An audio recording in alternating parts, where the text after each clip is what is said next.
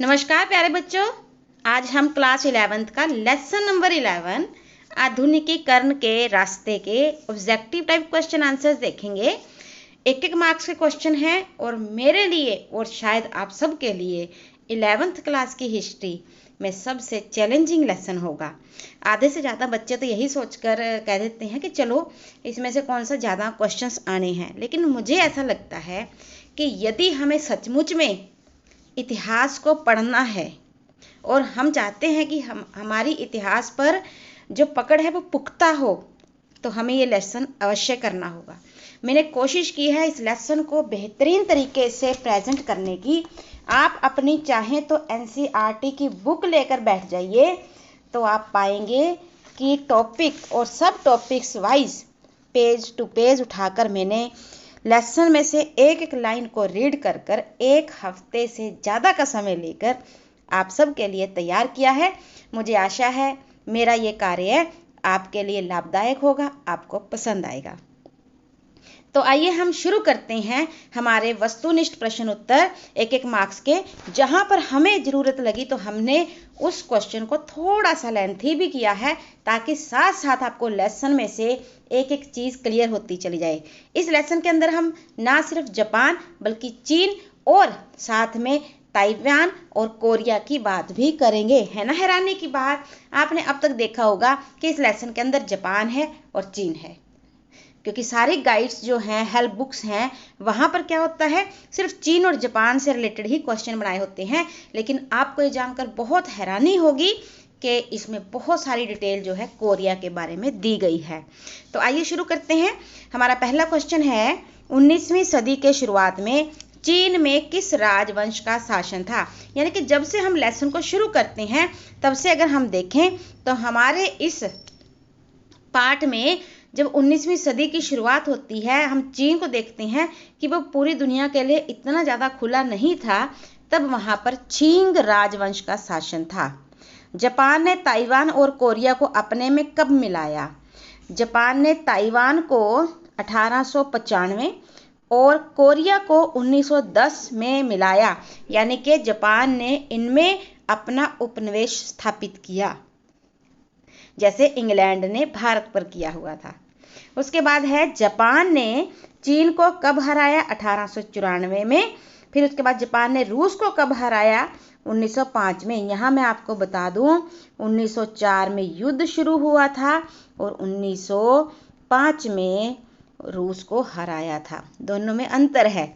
युद्ध कब आरंभ हुआ, 1904 में, हराया कब, 1905 में।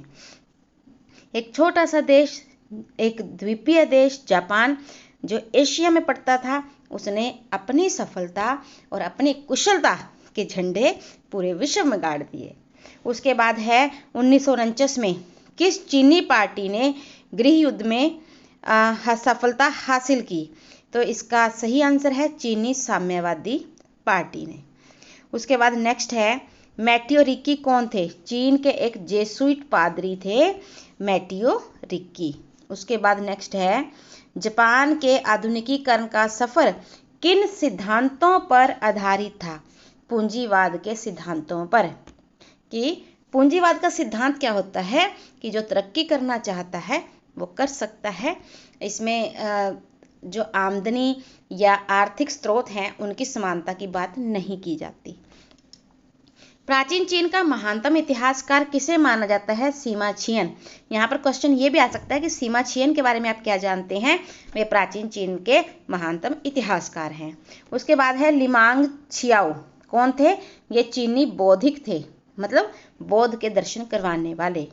कुमे कुनिताके एक बौद्धिक किस देश के रहने वाले थे, जापान के, और इन्होंने जापानी इतिहास और संस्कृति पर कार्य किया। पेपर में ये भी आ सकता है, आप कुमी कुनिताके के बारे में क्या जानते हैं। तो इसका सही आंसर होगा कि इन्होंने जापानी इतिहास और संस्कृति पर कार्य किया। क्वेश्चन आंसर की फॉर्म में भी और आंसर क्वेश्चन की फॉर्म में भी आ सकता है। उसके बाद नेक्स्ट है, मार्को पोलो किस देश के रहने वाले थे, इटली के, परंतु ये बहुत वर्ष जो हैं चीन में रहे और चीन से बहुत सारी विचार, बहुत सारी तकनीकें जो हैं इन्होंने यूरोप तक पहुंचाई।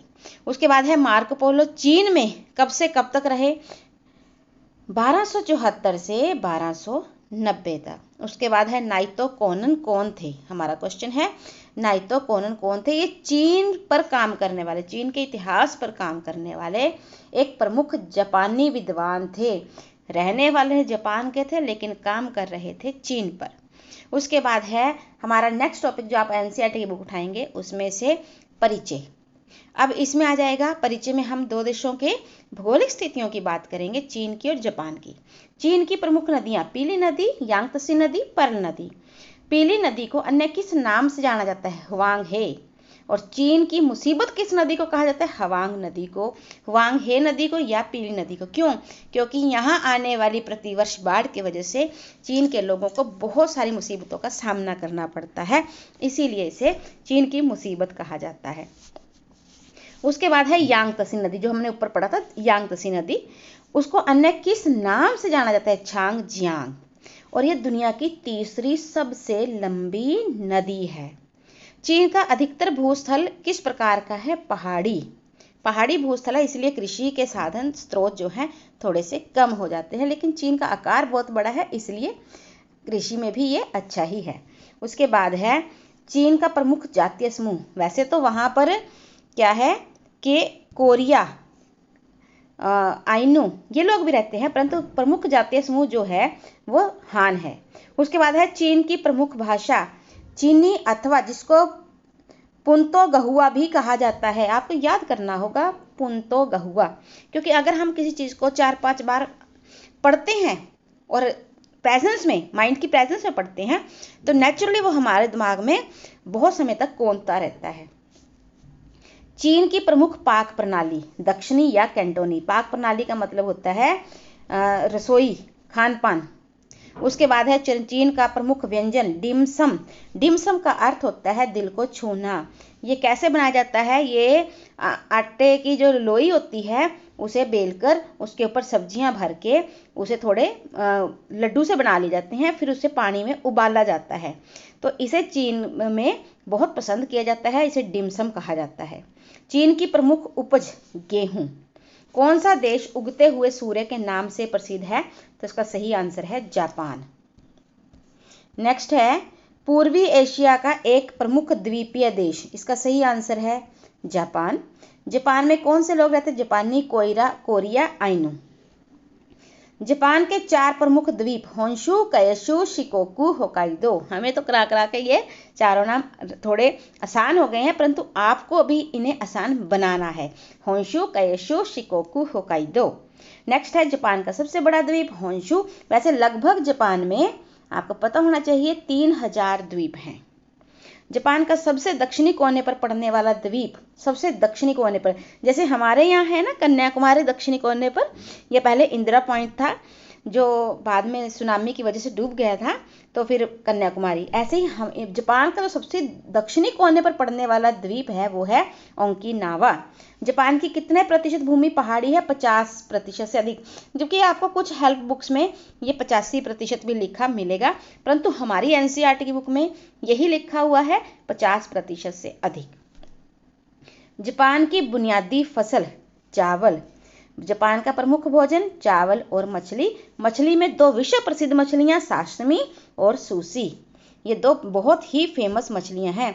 अच्छा, ये क्वेश्चन भी जापान के ऊपर आता है कि जापान के कितने प्रतिशत भाग पर कृषि होती है, परंतु ये हमारी एनसीईआरटी की बुक में नहीं था, हमने कहीं से देखा तो आपको सोचा कि अब याद आया तो करवा दें। 17% और कुछ हेल्प बुक्स में 14% भी कहा गया है, तो आप थोड़ा इस पर ध्यान कर सकते हैं। उसके बाद नेक्स्ट है पूर्वी एशिया का कौन सा ऐसा देश है जो बहुत अधिक भूकंप सक्रिय है, यानी कि जहां बड़ी फ्रीक्वेंटली भूकंप आते रहते हैं, और वो है जापान।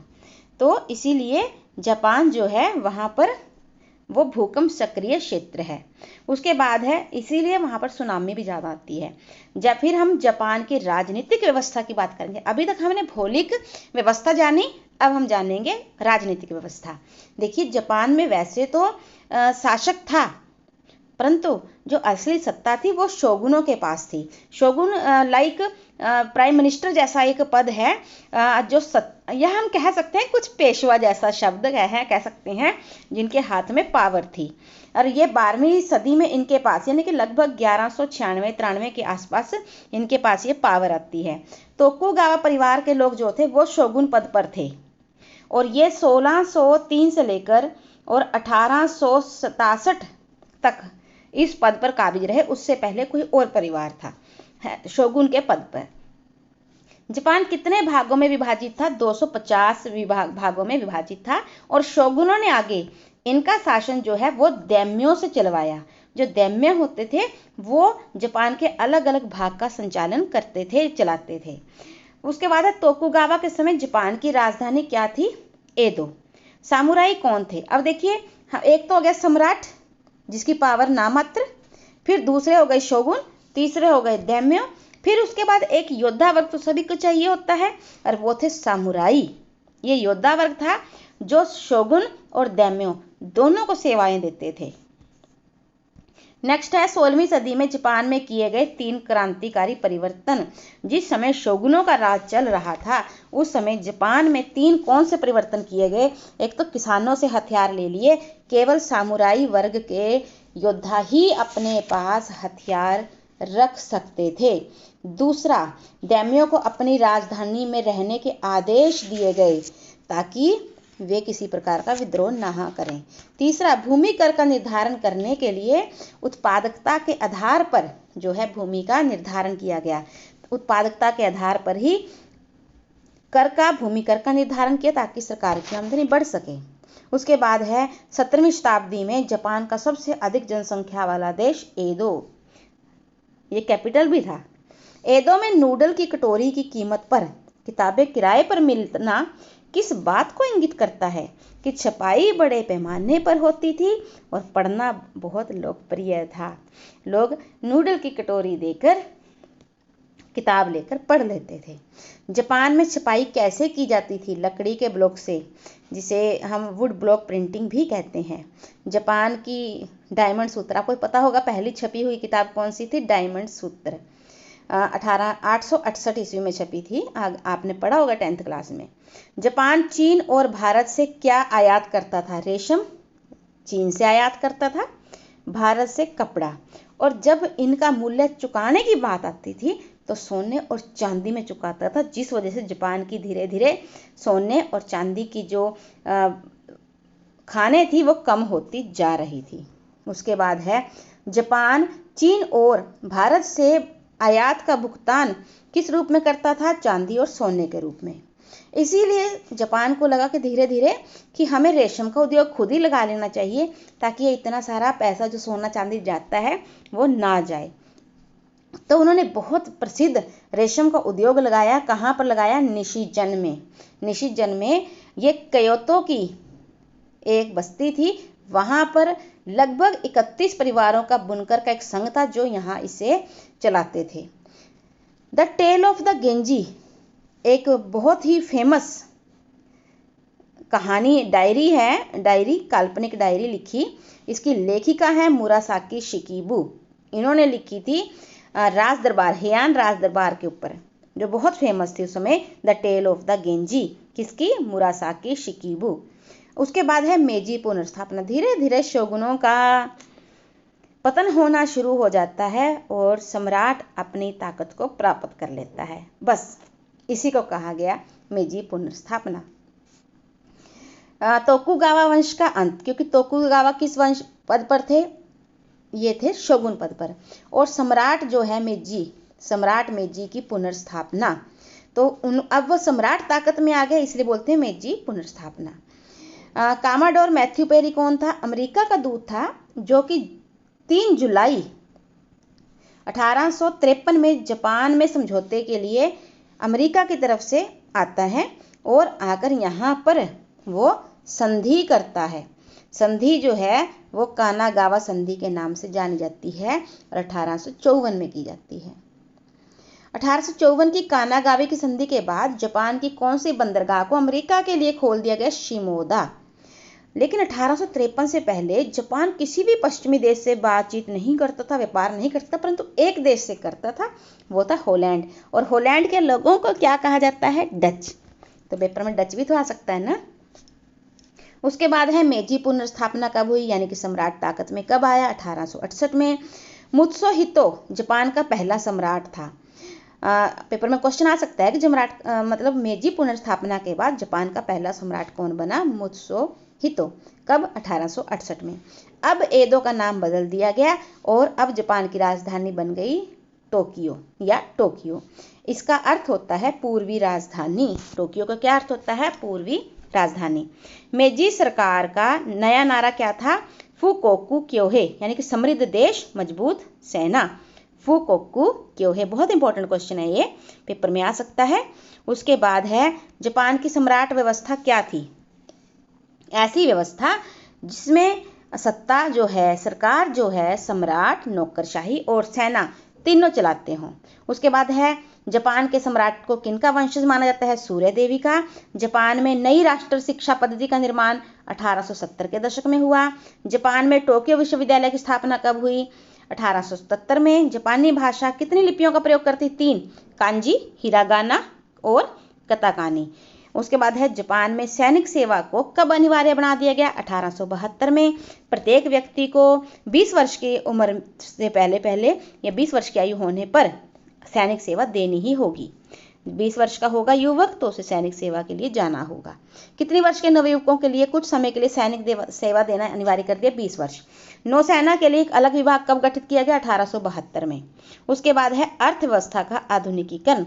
जापान में पहली रेल लाइन कब और कहाँ बिछाई गई, टोक्यो से योकोहामा बंदरगाह के बीच, 1870 से 72 के बीच। बहुत इंपॉर्टेंट क्वेश्चन है, बहुत ज़्यादा पेपर में आता है। नेक्स्ट है जापान में आधुनिक बैंकिंग व्यवस्था का आरंभ कब हुआ, 1872 में। बैंक ऑफ जापान की स्थापना कब हुई, 10 अक्टूबर 1882 को।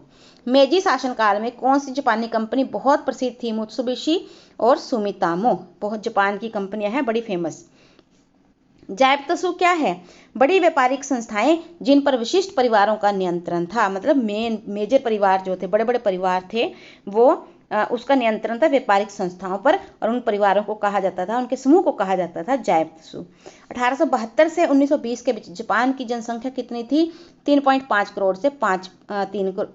देखिए 1872 में है 3.5 करोड़ और जो कि बढ़कर 1920 में हो जाती है 5.5 करोड़। ऐसे ही हमारा क्वेश्चन है 1925 में जापान की जनसंख्या का कितना भाग शहरों में रहता था, 21%, और 1935 में कितना रहने लगा, 32% लोग शहरों में रहने लगे। उसके बाद है औद्योगिक मजदूर। जापान में पहली आधुनिक हड़ताल का आयोजन कब हुआ, 1886 में। जापान की पहली आधुनिक हड़ताल का आयोजन समाज के किस वर्ग के द्वारा किया गया, महिलाओं के द्वारा। जापान में आशियो खान में किस नदी से प्रदूषण फैल रहा था, वातारसे, जिसकी वजह से जन आंदोलन चलाया गया। औद्योगिक प्रदूषण के विरुद्ध पहला जन आंदोलन किसके नेतृत्व में चलाया गया, तनाका सोजो। तो अब हमें जानना होगा, तनाका सोजो एक किसान का बेटा जो जापान की पहली संसद का सदस्य था और जिन्होंने औद्योगिक प्रदूषण के खिलाफ 1897 में पहला जन आंदोलन छेड़ा। जापान की संसद को क्या बुलाया जाता है, डाइट। नेक्स्ट है आक्रामक राष्ट्रवाद। अब धीरे धीरे जापान की स्थितियां और उसके तेवर बदलने लगते हैं। देखिए मेजी संविधान कब लागू हुआ, 1889 में। फुकुजावा युकिची कौन था, जापान में मेजी काल का एक प्रमुख बुद्धिजीवी जिसका यह कहना था कि जापान को अपने में से एशिया को निकाल फेंकना चाहिए। क्यों, क्योंकि उसे लगता था अगर हम एशिया के ही हिस्सा बने रहेंगे तो हमें पिछड़ा हुआ समझा जाएगा, लेकिन हमें अपने आप में से एशिया को निकालना होगा ताकि हम पश्चिमी देशों के बराबर खड़े हो जाएं। ऐसा ही सोच जो थी फुकुजावा युकिची की थी। फुकुजावा युकिची अमेरिकी दूतावास में अनुवादक के रूप में कब गए, 1860 में। फुकुजावा युकिची कौन सी संस्था के प्रमुख सदस्य थे जो पश्चिमी शिक्षा का प्रसार करती थी, मेरोकुशा। मेरोकुशा संस्था का कार्य क्या था, पश्चिमी शिक्षा का प्रसार करना। फुकुजावा युकिची की प्रमुख किताब, उनकी प्रमुख किताब का नाम था गाकुनान नो सुसुमे। इसका अर्थ है ज्ञान के लिए प्रोत्साहन। याद करने में थोड़ा बच्चे मुश्किल तो होगा पर करने तो हैं। गाकुनान नो सुसुमे, ज्ञान के लिए प्रोत्साहन। स्वर्ग ने इंसान को इंसान के ऊपर नहीं बनाया, ना ही इंसान को इंसान के नीचे। बहुत अच्छी बात है ये सिद्धांत किसने दिया, फुकुजावा युकिची ने। उसके बाद है मियाके सेत्सुरे। ये जापानी दर्शन शास्त्री थे जिन्होंने ये तर्क पेश किया था कि विश्व सभ्यता के हित में प्रत्येक राष्ट्र को अपने खास हुनर का विकास रखना चाहिए। ये फुकुजावा युकिची के बिल्कुल उलट चलने वाली विचारधारा है। जैसे वो कहते थे कि अपने में से एशिया को निकाल दो, परंतु मियाके सेत्सुरे कहते हैं कि नहीं, ये तो हमारा हुनर है। प्रत्येक देश चाहे कितना भी ज़्यादा उसकी संस्कृति जो है, उसकी वो विचारधारा उसकी सबसे बड़ी संपत्ति है। प्रत्येक देश के पास एक अलग से हुनर होता है और वो उसे बनाए रखना चाहिए। जैसे कि हमें हमारी हरियाणवी या हमें हमारी भाषाएं जो हैं, हमारी नेटिव लैंग्वेज सभी को प्यारी होती है, ऐसे ही हमें हमारे देश पर गर्व होना चाहिए। अपने को अपने देश के लिए समर्पित करना, अपने को विश्व को समर्पित करना है, ये कथन किसका है? मियाके सेत्सुरे। क्या गजब के विचार देते हैं। यदि हम अपने देश को प्यार करते हैं, इसका मतलब हमने विश्व को प्यार कर लिया। उसके बाद है संवैधानिक सरकार की मांग करने वाले और जनवादी अधिकारों के आंदोलन के नेता कौन थे? उएकी एमोरी। नेक्स्ट है रोजमर्रा की जिंदगी पर जापान की कुछ बातें। होमू क्या था? जापानी नया घर, जिसमें लोग पति पत्नी साथ में रहकर घर का भी काम करते थे, बाहर भी कमाते थे। जापानी करेंसी येन। उसके बाद है मोगा क्या है? जापान में आधुनिक लड़की के लिए प्रयोग होने वाला शब्द। जापान का पहला रेडियो स्टेशन कब खोला गया? 1925 में। जापान का पहला नाटक एक गुड़िया का घर, जिसकी प्रमुख अभिनेत्री का नाम था नोरा और वो किरदार निभाया था मात्सुई सुमाको ने। उसके बाद नेक्स्ट है जापान में फिल्में बनने कब शुरू हुई? 1899 में। जापान का फैशनेबल इलाका गिंजा गिनबुरा में, गिनबुरा किन दो शब्दों से मिलकर बना है? जो गिंजा गिनबुरा है, ये बुरबुरा शब्द जो है ये बुरबुरा से निकला है, जिसका अर्थ होता है बिना किसी लक्ष्य के इधर उधर घूमना। जैसे कि लोग शाम को किसी रेस्तरां में घूमने चले जाते हैं, या फिर शाम को वॉक पे जाते हैं, या कहीं किसी क्लब में इकट्ठे होते हैं ताकि एंजॉय कर सकें, गपशप कर सकें, तो ऐसी चीज़ों के लिए प्रयोग होता है। 1943 में जापान में हुई संगोष्ठी का नाम आधुनिकता पर विजय। दर्शन शास्त्री निशितानी केजी ने अपनी जापानी आधुनिकता को लेकर कौन सी 3 विचारधाराओं के मिलन को परिभाषित किया? पुनर्जागरण, प्रोटेस्टेंट सुधार, प्राकृतिक विज्ञान का विकास। पुनर्जागरण से आप पहले ही परिचित हैं, प्रोटेस्टेंट से भी परिचित हैं, वो धर्म सुधार आंदोलन जो था, और प्राकृतिक विज्ञान जैसे आयुर्वेद। उसके बाद है दर्शन शास्त्री निशितानी केजी के अनुसार नैतिक ऊर्जा का क्या असर हुआ? जापान की नैतिक ऊर्जा ने उसे एक उपनिवेश बनने से बचा लिया। नैतिक ऊर्जा होती है अपने अंदर की ऊर्जा। देखिए, जापान ने दूसरे देशों पर को उपनिवेश बनाया और जापान खुद एक उपनिवेश बनने से बच गया। रांके कौन था? एक जापान का एक बहुत प्रसिद्ध दर्शन शास्त्री। हार के बाद देखिए ऐसी स्थितियां भी हुई जब जापान जो था दूसरे विश्व युद्ध में एक बहुत बड़े लेवल पर अपनी भूमिका निभा रहा था, और ऐसी स्थितियां थी कि जापान जो है वो मित्र राष्ट्रों को हरा देगा। परंतु कुछ ऐसी स्थिति होती है कि अमेरिका ने जापान के 2 शहरों पर, हिरोशिमा और नागासाकी पर नाभिकीय परमाणु बम गिराए, जिसकी वजह से हिरोशिमा और नागासाकी धराशायी हो गए और मजबूर होकर जापान को भी आत्मसमर्पण करना पड़ा, और संयुक्त राज्य अमेरिका का जापान पर कब्जा हो गया 1945 में। उसके बाद जापान में मताधिकार होते हैं, जनरल डगलस का शासन शुरू हो जाता है, और जो जापान में महिलाओं को भी मताधिकार मिलता है 1946 में। जापान में पहली बार ओलंपिक्स, मतलब इतना ज़्यादा अमेरिका या जनरल डगलस के नेतृत्व में इतना ज़्यादा विकास किया जापान ने कि वहाँ पर 1964 में कितनी जल्दी देखिए टोक्यो के अंदर ओलंपिक्स होते हैं, और किसी देश के अंदर ओलंपिक्स को करवाना बहुत बड़ी बात होती है, बहुत बड़ी जिम्मेवारी होती है। जापान में बुलेट ट्रेन का जाल सा बनाना 1964 में शुरू हुआ। बुलेट ट्रेन को जापान में शिंकासेन कहा जाता है, शिंकासेन। जापान के नागरिक समाज आंदोलन का विकास कब हुआ? 1960 में। आधुनिक चीन के 3 धुरे, अब हम चीन की बात कर रहे हैं, अब हम चीन पर आ चुके हैं। आधुनिक चीन के 3 धुरे, लियांग किचाओ, सन यत सेन, कम्युनिस्ट पार्टी, ये 3 धुरे हैं जो बताते हैं कि आधुनिकता शुरू हुई। या पेपर में ये भी आ सकता है कि चीन के आधुनिकीकरण का श्रेय किसे जाता है, तो वो डॉक्टर सन यत सेन को है। उसके बाद है पहला अफीम युद्ध, 1839 से 1842 तक चला। ये इंग्लैंड और चीन के मध्य हुआ, और चीन के 2 क्विंग सुधारक थे, कांग युवी और लियांग किचाओ। बोलान वू का चीनी संदर्भ में क्या अर्थ होता है? हमें पोलैंड करने से। शुरू से ही चीन ये सोच के चल रहा था कि हमें उपनिवेश बनने से बचना है, कभी हमारी पोलैंड जैसी स्थितियां ना हो जाएं, इसीलिए वो अपने आप को थोड़ा सा अलग रखकर चल रहे थे। जैसे भारत में हिंदुइज्म का बहुत ज़्यादा प्रभाव है, ऐसे ही चीन में कन्फ्यूशियसवाद की विचारधारा चलती है, जिसे कि 595 में कन्फ्यूशियस ने दिया था। कन्फ्यूशियस का जन्म जो है 551 में हुआ। 1890 के दशक में चीनी विद्यार्थी किस देश में शिक्षा ग्रहण करने गए? जापान में, ताकि अच्छी शिक्षा ग्रहण कर सकें। और इवन के जापान और चीन की जो संस्कृति थी, भाषाएं थी, वो आपस में मिलती थी। परीक्षा प्रणाली का विकास कहाँ हुआ? चीन में। आपको पता है परीक्षा प्रणाली बिल्कुल आईएएस या आईसीएस की परीक्षाओं जैसी परीक्षा थी, जहां बहुत सारे ऑफिसर्स निकाले जाते थे। मांचू साम्राज्य का अंत कब हुआ? 1911 में। चीन में गणतंत्र की स्थापना 1911 में सन यत सेन के नेतृत्व में हुई। आधुनिक चीन का संस्थापक किसे कहा जाता है? डॉक्टर सन यत सेन को। सन यत सेन के 3 सिद्धांत, सन मिन चुई, सन का अर्थ है राष्ट्रवाद, मिन का अर्थ है गणतंत्रवाद, चुई का अर्थ है समाजवाद। कोमिनतांग दल का संबंध किससे है? डॉक्टर सन यत सेन से। कोमिनतांग दल को ही जो है साम्यवादी दल भी कहा जाता है। कोमिनतांग दल का अन्य नाम नेशनल पीपल्स पार्टी। हाँ, कोमिनतांग दल को नेशनल पीपल्स पार्टी भी कहा जाता है। डॉक्टर सन यत सेन ने अपने दल की विचारधारा में किन 4 जरूरतों को रेखांकित किया है? कि प्रत्येक व्यक्ति के पास कपड़ा, खाना, घर और परिवहन होना ही चाहिए।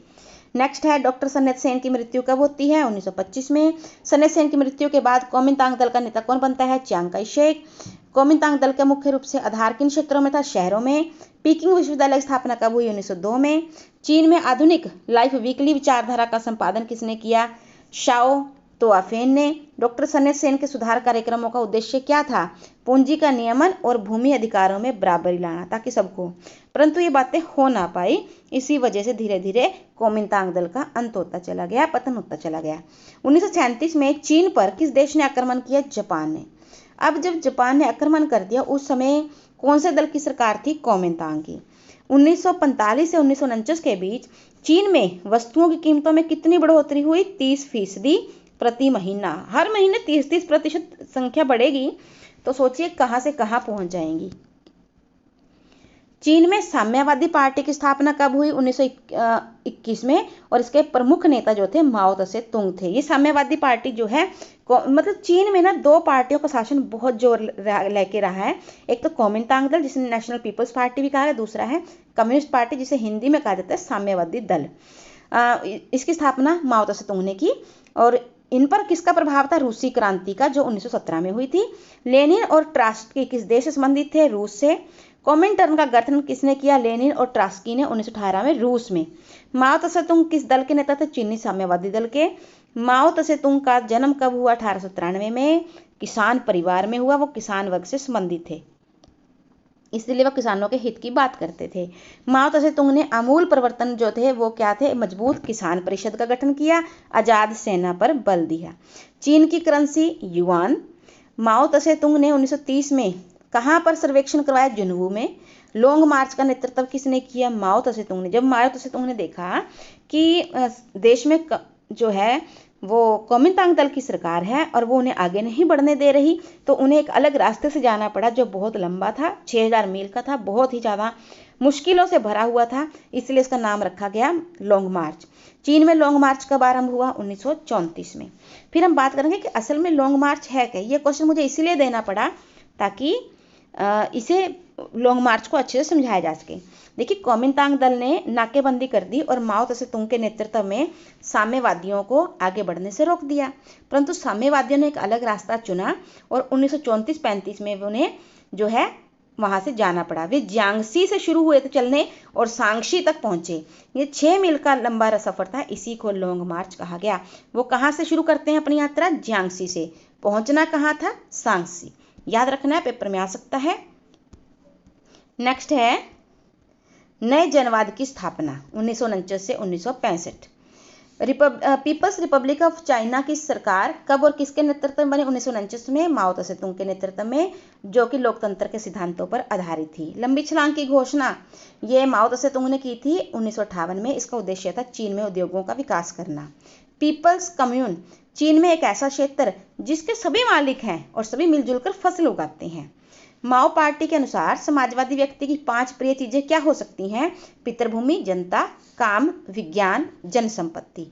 मतलब संपत्ति सबकी, किसी एक की नहीं।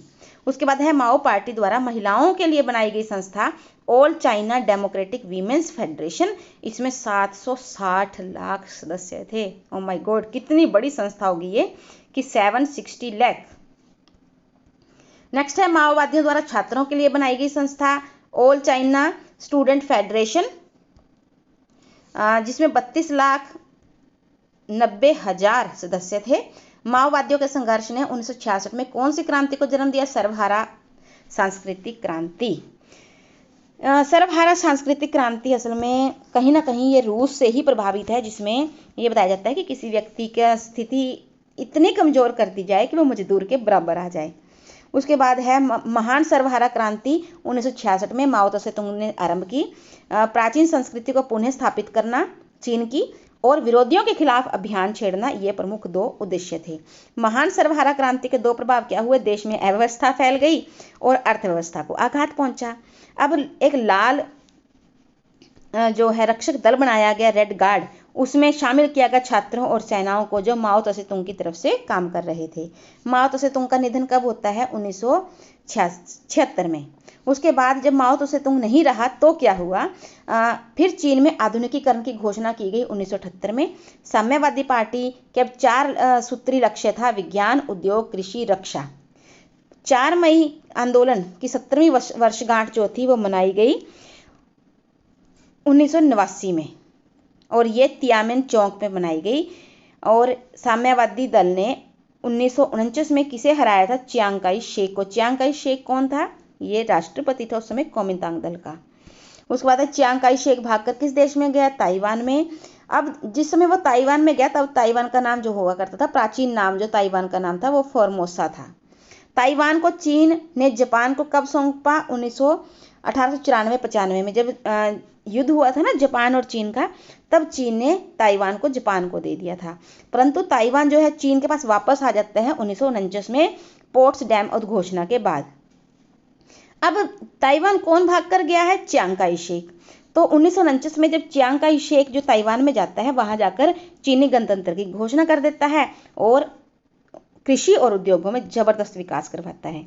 फिर चियांग काई शेक की मृत्यु भी हो जाती है 1975 में, और कहाँ होती है? ताइवान में। 1973 में कुल राष्ट्रीय उत्पाद के मामले में ताइवान में इतना विकास हुआ कि वो दूसरे नंबर पर आ गया। पहले पर कौन सा था? पहले पर जापान था। उसके बाद है कोरिया को, हम बात कर रहे हैं एशिया की, ठीक है ना, एशिया की। कोरिया को 1910 में किस देश ने अपना उपनिवेश बनाया? जापान। देखिए आ गया ना चौथा देश। पहले हमने जापान की बात की, फिर चीन की, फिर ताइवान की, अब हम कोरिया की बात करेंगे। 1910 से पहले कोरिया पर किस राजवंश का शासन था? जोसन। कोरिया पर जापानी उपनिवेश कब खत्म हुआ? 1945 के द्वितीय विश्व युद्ध में जब जापान हार जाता है तो उसके बाद कोरिया से उसका उपनिवेशवाद भी खत्म हो जाता है। उसके बाद है मुक्ति के बाद कोरिया को कौन से 2 भागों में विभाजित कर दिया गया? उत्तरी क्षेत्र जिसका संचालन सोवियत संघ कर रहा था, दक्षिणी क्षेत्र जिसका संचालन यूएन यूनाइटेड नेशंस कर रहा था। कोरिया का विभाजन कब स्थायी बन गया? 1948 में आके विभाजन स्थायी बन गया कि यस, दक्षिण कोरिया अलग देश रहेगा, उत्तर कोरिया अलग देश रहेगा। कोरिया युद्ध कब शुरू हुआ? जून 1950 में। दक्षिण कोरिया की तरफ से किस देश ने अगुवाई की? संयुक्त राष्ट्र सेनाओं ने, वही यूएन। उत्तर कोरिया की अगुवाई किसने की? कम्युनिस्ट चीनी सेना ने। उसके बाद है कोरिया युद्ध कब समाप्त हुआ? 1953 में। दक्षिण कोरिया के पहले राष्ट्रपति कौन थे? सिंगमैन री। याद कर लीजिए, सिंगमैन री। 1960 में कोरिया नागरिकों के द्वारा राष्ट्रपति को हटाने के लिए क्रांति चलाई गई थी, जिसका नाम क्या था? अप्रैल, क्योंकि अप्रैल में शुरू की गई थी। उसके बाद है 1961 में दक्षिण कोरिया में जनरल पार्क चुंग ही ने कौन सी पार्टी की सरकार को उखाड़ फेंका? लोकतांत्रिक पार्टी। क्योंकि पार्क का शासन शुरू हो जाता है तो उसने पहली सरकार को हटा दिया, वो एक सैन्य था। पार्क चुंग ही कोरिया के राष्ट्रपति कब बने? 1963 में। उन्होंने आधुनिकीकरण करने के लिए एक आंदोलन चलाया जिसका नाम था नया गांव या सैमोल आंदोलन। हम बात कर रहे हैं पार्क चुंग ही की। परंतु अक्टूबर 1972 में पार्क ने कोरिया में संविधान घोषित किया था, यूसीन संविधान। पार्क चुंग ही की हत्या अक्टूबर 1989 को कर दी गई। अब जो है उसके बाद अलग अलग राष्ट्रपति कोरिया में बनते चले गए। दक्षिण कोरिया की आपको कुछ 3 विख्यात कंपनियों के नाम पता हैं। एक सैमसंग है, एक हुंडई जिसकी कारें आती हैं, एक LG। तीनों को आप अच्छी तरह जानते हैं। फिर है दक्षिण कोरिया की प्रथम महिला राष्ट्रपति पार्क हन हे, ये 2012 में राष्ट्रपति बनी। और आपको बता दें कि ये पार्क चुंग ही की ही पुत्री थी। नेक्स्ट है, नहीं, क्वेश्चन पूरे हो जाते हैं। इसके साथ ही मुझे आशा है कि ये वीडियो जो हमने बहुत मेहनत से बनाई है आपको पसंद आएगी, समझ आएगी। Thank you so much. Have a nice day.